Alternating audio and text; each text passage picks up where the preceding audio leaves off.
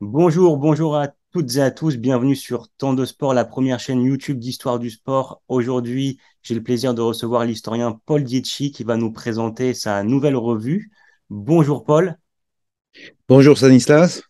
merci d'avoir accepté cette invitation. Alors, est-ce que vous pourriez rapidement vous représenter, s'il vous plaît, et puis présenter bien sûr l'objet de votre nouvelle revue, son titre, et puis bien sûr pourquoi vous l'avez créé. Alors, Paul Dietschi, donc professeur d'histoire contemporaine à l'Université de Franche-Comté et directeur du centre Lucien Febvre. Bon, je suis un historien spécialisé dans l'histoire du sport et plus spécifiquement du football. Bon, j'ai écrit de nombreux ouvrages, dont une histoire du football chez Perrin. Alors pourquoi cette revue?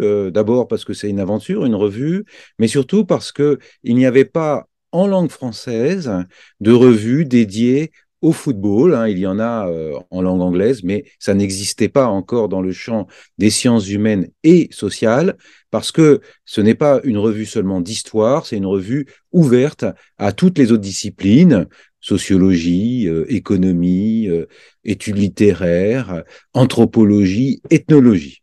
Alors le titre est un peu particulier, je montre la couverture, hein, le haut avec le logo, c'est football avec un S entre parenthèses.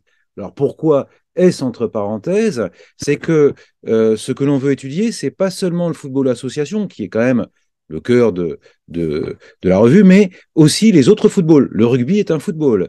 Il y a le football australien, il y a le football américain, il y a le football gaélique, il y a les deux variantes du rugby. Et donc tout cela, ça forme un ensemble qui a des liens, a des relations, parfois conflictuelles, parfois complémentaires.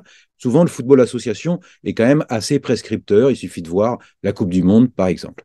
Donc c'est la première idée. Le sous-titre, c'est Histoire, culture, économie, société. Donc, on veut rassembler ces différentes sciences humaines et sociales, ce qui fait que chaque numéro, finalement, combine ces différentes approches. Alors, le numéro est composé d'un dossier thématique, d'articles qui sont plus d'actualité, qui seraient variés en quelque sorte, mais qui concernent souvent l'actualité. Il y a une rubrique hors-jeu, là on va parler de l'Ukraine malheureusement. Il y a une rubrique chercheurs et chercheuses en crampons, c'est pour les jeunes chercheurs, hein, on met un focus sur une recherche originale.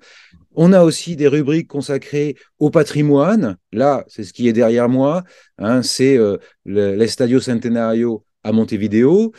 Une rubrique archives, ce sont les archives de la Coupe du Monde, et une rubrique culture matérielle. On commence par l'objet premier, c'est le ballon, bien évidemment.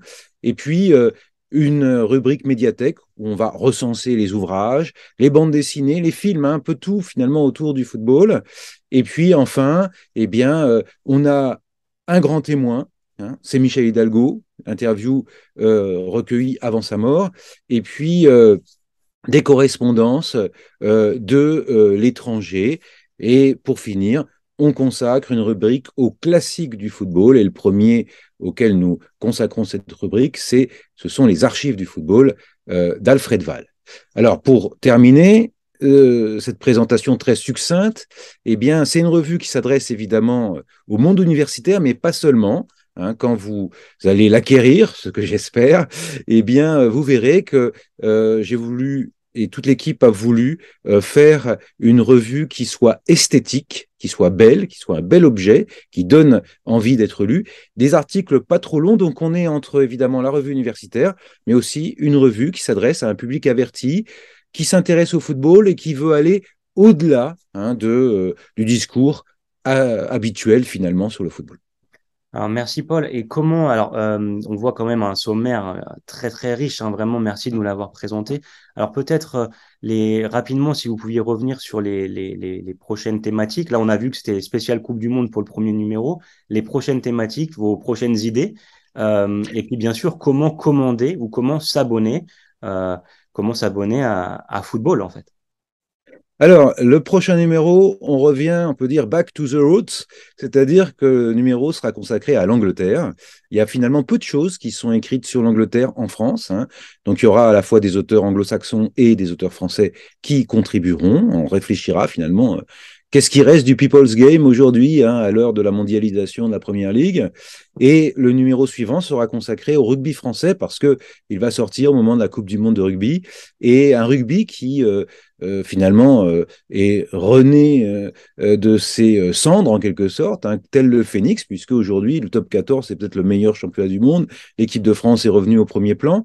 Donc on va s'interroger sur ce modèle particulier du rugby français qui s'est imposé face au modèle anglo-saxon. Alors pour commander la revue ou pour la voir, la revue sortira en librairie le 17 novembre, mais vous pouvez d'ores et déjà l'acheter, notamment sur le site des presses universitaires de Franche-Comté, PUFC. Vous avez, vous tapez donc revue football PUFC sur Google et vous allez arriver sur la page. Et vous verrez, vous aurez un tarif préférentiel, hein, de 16 euros, frais de port compris, donc c'est quand même intéressant. Et puis, vous l'aurez très vite, puisque nous avons un service, hein, d'expédition très dynamique et motivé. Merci Paul. De toute façon, je mettrai le lien sous la vidéo hein, pour pouvoir commander ou s'abonner. Donc vous le retrouverez très facilement en cliquant dessus.